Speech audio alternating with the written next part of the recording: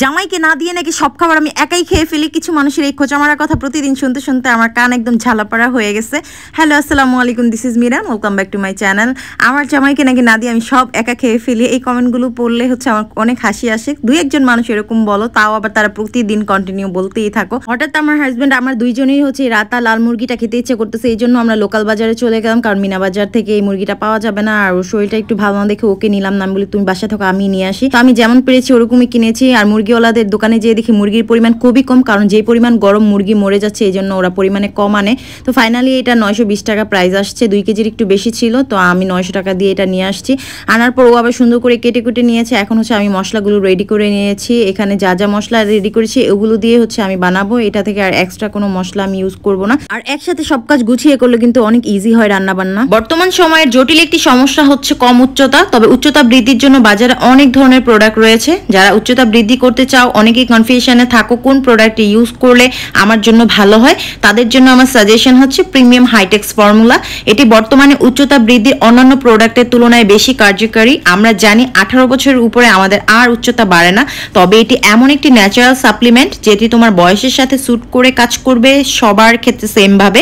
এটি হরমোন ব্যালেন্সের মাধ্যমে 3 থেকে 4 ইঞ্চি উচ্চতা বৃদ্ধি করবে। তোমরা যারা কনফিউশনে আছো তারা চাইলে প্রিমিয়াম হাইটেক্স ফর্মুলাটি 100% বিশ্বস্ততার সাথে ইউজ করতে পারো। আমি নিজে এটা ব্যবহার করতেছি, আর আমি এই প্রোডাক্টটি নিয়েছি হেলদি সলিউশন এই পেজ থেকে। তাই তোমরা যারা অরিজিনাল প্রোডাক্টটি নিতে চাও তারা হেলদি সলিউশন পেজ থেকে প্রোডাক্টটি নিতে পারো। তাদের পেজে 3 দিনের জন্য একটি ডিসকাউন্ট অফার দেওয়া হয়েছে। সো আর দেরি না করে এখনই চলে যাও হেলদি সলিউশন পেজে, উপরে পেজটা ট্যাগ করা থাকবে আর স্ক্রিনে নাম্বার দেওয়া থাকবে। এখন হচ্ছে আমি ঝটপট রান্নাটা বসিয়ে দিব। আমি বিশাল বড় সাইজের একটা কড়াই নিয়ে এখানে তেল দিয়ে দিলাম, তারপর হচ্ছে 2 কাপ পরিমাণ পেঁয়াজ কুচি দিয়ে দিলাম। পেঁয়াজ কুচি দিয়ে এখন ভালোভাবে নাড়বো। আজকে কড়াইটা বিশাল বড় কড়াই, কারণ হচ্ছে নাড়তে চাড়তে অনেক বেশি ইজি হবে। তো এখন হচ্ছে পেঁয়াজটা ভাজার পর আমি মশলাটা দিয়ে দিব। এখানে আমি ধনিয়ার গুঁড়ো, জিরার গুঁড়ো, তারপর হচ্ছে মরিচের গুঁড়ো, হলুদের গুঁড়ো, লবণ আর হচ্ছে গরম মশলার গুঁড়ো দিয়েছি। সব কিছু আমি 1 চা চামচ পরিমাণ দিয়েছি।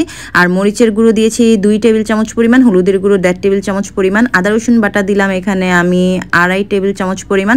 তারপর হচ্ছে সব মশলাগুলো আমি কষিয়ে তারপর এখন পানি দিয়ে দিলাম। আর লবণটা তোমরা তোমাদের স্বাদ অনুযায়ী দিবে। লবণের পরিমাণটা আমি নিজেও বুঝি না, আমার দিতে দিতে হচ্ছে অভ্যাস হয়ে গেছে, এই জন্য লবণটা আমি বললাম না। প্রথমে একটু কম করেই দিবে, তারপর হচ্ছে আস্তে আস্তে পরে টেস্ট করে আবার একটু বাড়িয়ে দেওয়া যাবে।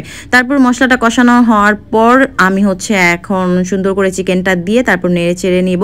আর আমি কিন্তু এখনো গোটা মশলাটা দেইনি। চিকেনটা নাড়ার পর তারপর হচ্ছে আমি এখন গোটা মশলা দিব। এখানে আমি তেজপাতা নিয়েছি 3টা, দারচিনি নিয়েছি 3-4 টুকরো, আর এলাচ নিয়েছি 6-7টা। তো সবগুলো মানে সবুজ যে ছোট এলাচ ওইটা 6-7টা দিয়েছি, বড় হলে 4-5টা দিলেই হবে, আমার এলাচগুলো ছোট।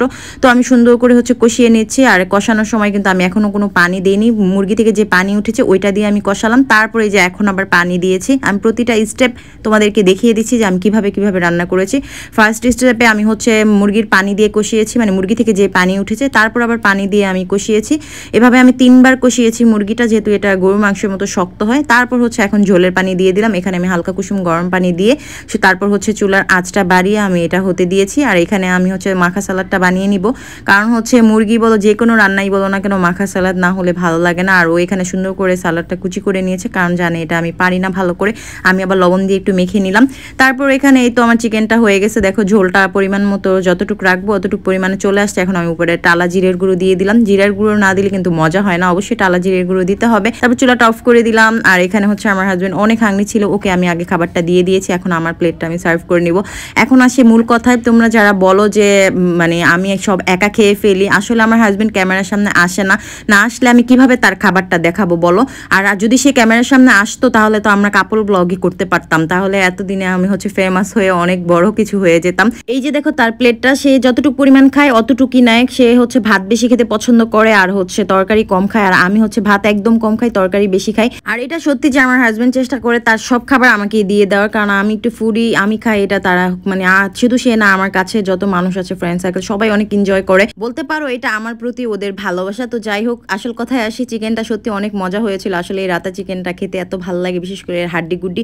তো ডাইনিং টেবিলে বসে হচ্ছে গরম, কারণ আমাদের ডাইনিংয়ে এসি নাই। তো আমার হাজবেন্ড বলতেছে তুমি যাও রুমে যেয়ে আরাম করে এসি নিচে বসে বসে খাওয়া। দেখো আমার প্লেটে আরো হাড্ডি গুড্ডি দিয়ে দিয়েছে। এটাই হচ্ছে আমার হাজবেন্ডের আমার প্রতি ভালোবাসা।